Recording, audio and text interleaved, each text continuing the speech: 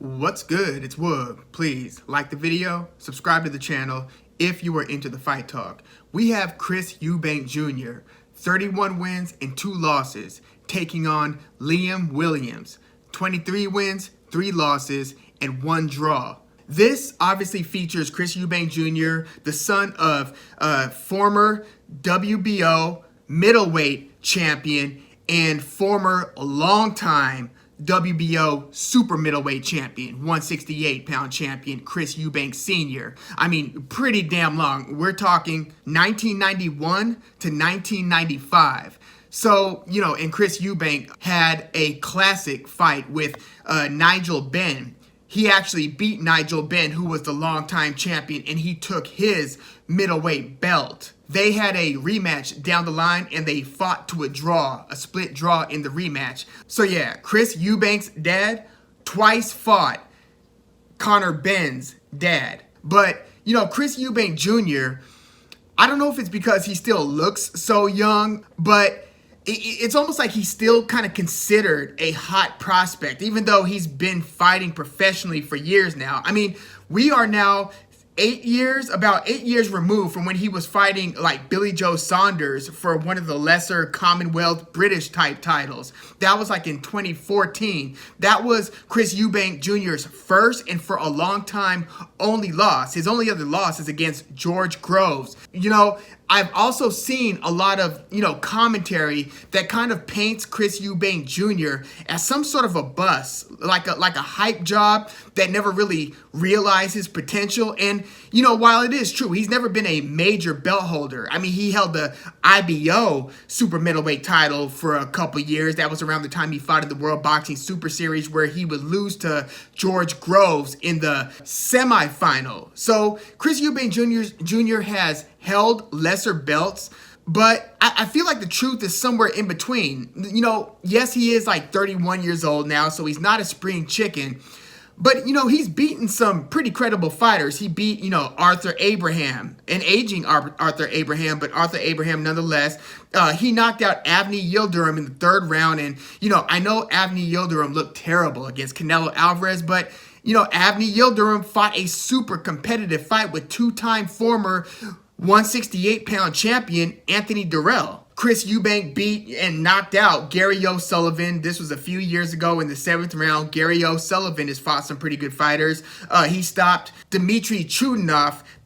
He stopped him in the final in the 12th round. And that was right after his split decision loss to Billy Joe Saunders. So, even the 2 fights that he lost, again, against Billy Joe Saunders and against George Groves, the Billy Joe Saunders fight was a super close fight where Chris Eubank Jr. was actually rallying back. And then in the George Groves fight, George Groves was one of the better sweet science technicians at 168 for some time. Chris Eubank Jr. wins most of his fights by knockout. Out of his 31 wins, 23 have come via knockout. But, that first loss against Billy Joe Saunders, again, was way back in 2014. He kind of got outboxed, especially in the first half of the fight against Saunders.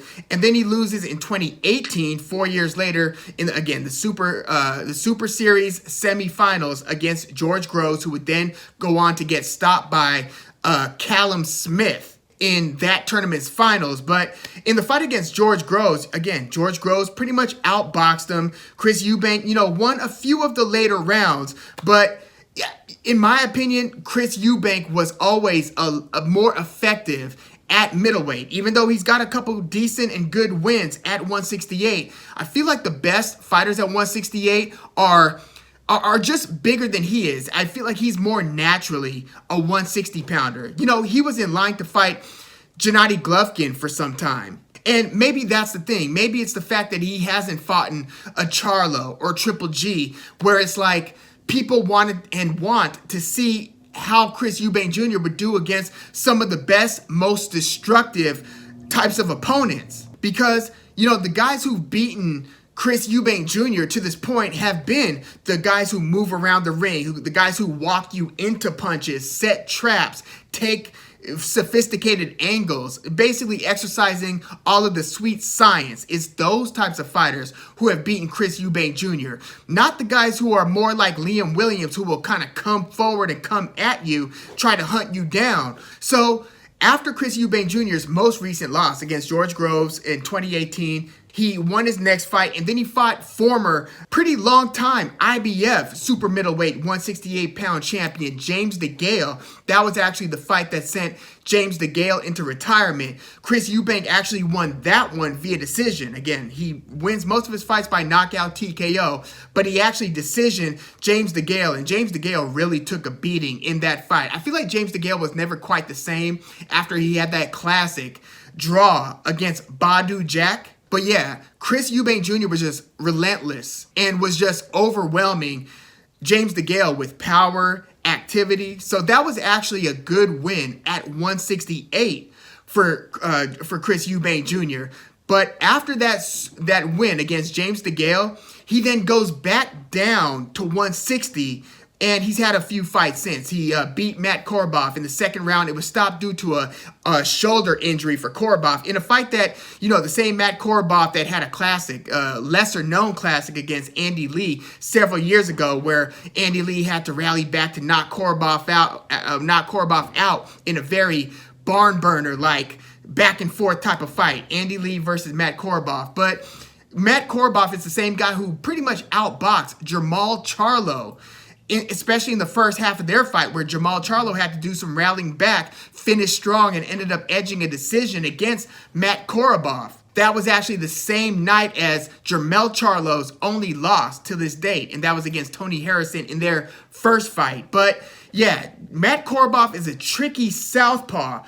Billy Joe Saunders, southpaw. So again, it's the trickier fighters that give Chris Eubank Jr. some trouble. So it was actually it looked like it was panning out to be a very interesting fight between Chris Eubank Jr. and Korobov. But again, the fight was stopped due to injury in only the second round. So we basically never saw how that fight was going to play out. So after that fight, this was December 2019, so it was just before the COVID pandemic. Chris Eubank Jr. doesn't fight again through the pandemic, or at least through the 2020 part of the pandemic, doesn't return to the ring until May 2021. So he basically had like a year and a half out of the ring, and then has two fights in 2021 against Marcus Morrison and against Wanik Aldejan. That was in October of 2021, just a couple months ago. So he's been staying busy, at least in 2021. One of the fights was he won via unanimous decision against Morrison, and then against Dejan, he won via fifth round stoppage. Aldejan was a late replacement.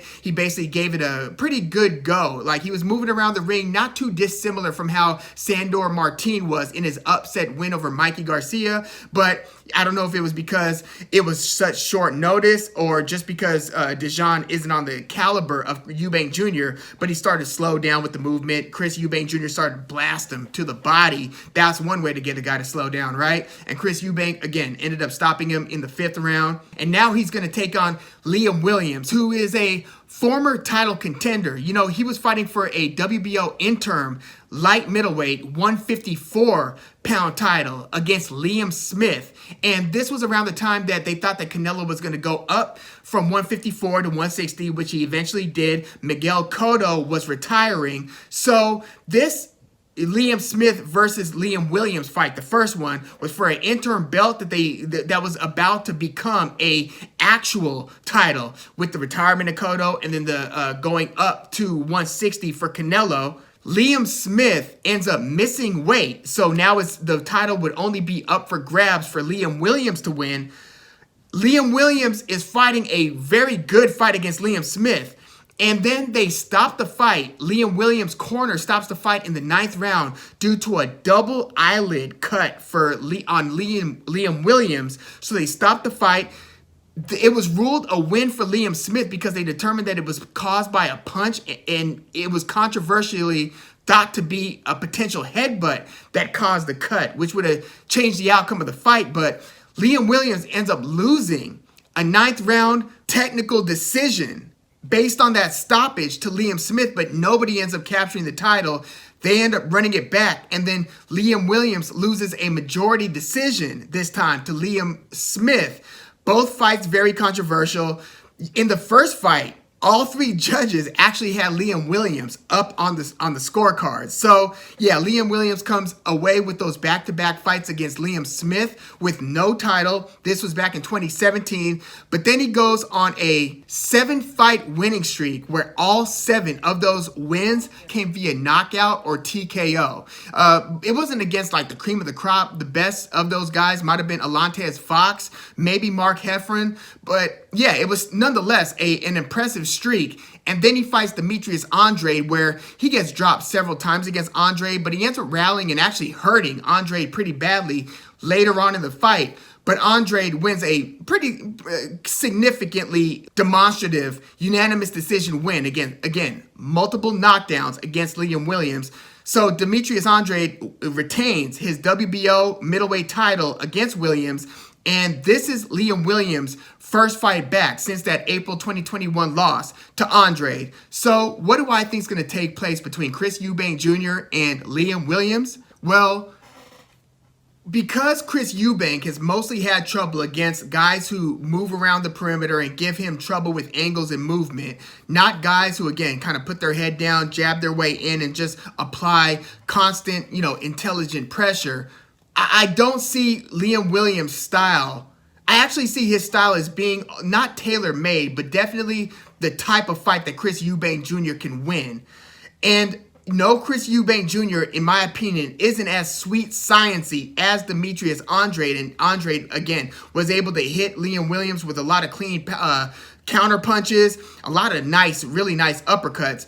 Chris Eubank Jr. is pretty damn different from Demetrius Andrade, but they do share the ability to land accurate, clean uppercuts and kind of thread the needle with explosive power punches. Demetrius Andrade hasn't generally been known as a power puncher, but if you watch enough Andrade, you could tell he's cracking in there. And Chris Eubank Jr. could certainly crack. So I feel like in the first half of the fight, he's going to be the quicker fighter against Liam Williams. I think they're going to be patient, kind of exchanging jabs and so forth. But I think Chris Eubank Jr. is going to be landing the harder power punches. Liam Williams, I think, is going to have to come on strong in the second half of the fight and hope that Chris Eubank starts to tire. If Liam Williams is wise, I think that he's going to invest to the body because, Chris Eubank Jr.'s activity is pretty episodic. He'll take parts of rounds off, but if you don't really have him frustrated and walking into punches, he can win rounds too behind a jab. And again, I think he's got the hand speed advantage against Williams. So Williams is going to have to do things to really make Chris Eubank uncomfortable and kind of put Eubank Jr. on a treadmill from hell by working the body, by just trying to create as many exchanges as possible without getting hurt too badly. Because I do think, again, Chris Eubank Jr. is going to have a lot of opportunity to counter Liam Williams and to hit him with those, uppercuts and explosive left hooks and so forth. I think Chris Eubank Jr. is going to win the majority of the first half of the fight. I think Liam Williams is going to probably be durable enough to go the decision here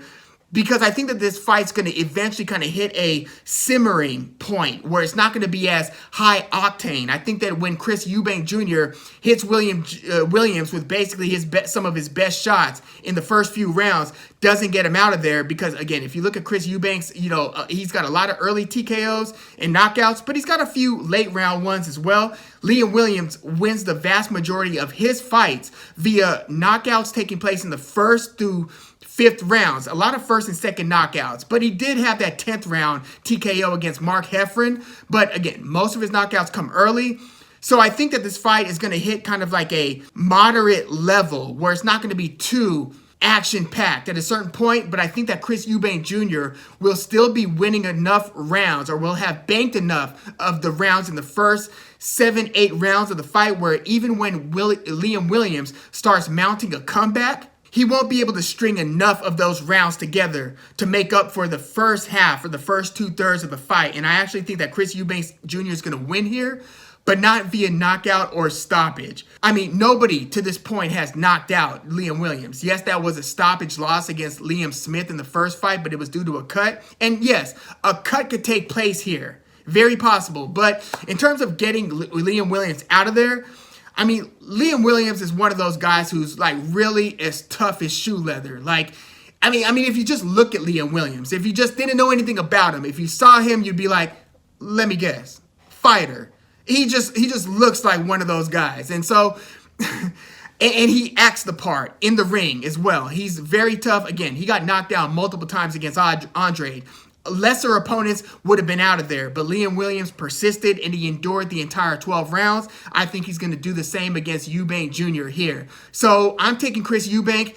Close but clear competitive decision win. We're talking maybe 8 rounds to 4, maybe even 7 rounds to 5. I wouldn't be totally shocked if one judge ends up having this fight like a draw, but I don't think it's going to be close enough to where it's like a split decision win, where Williams wins like one of the scorecards. I think it's going to be close, but not that close.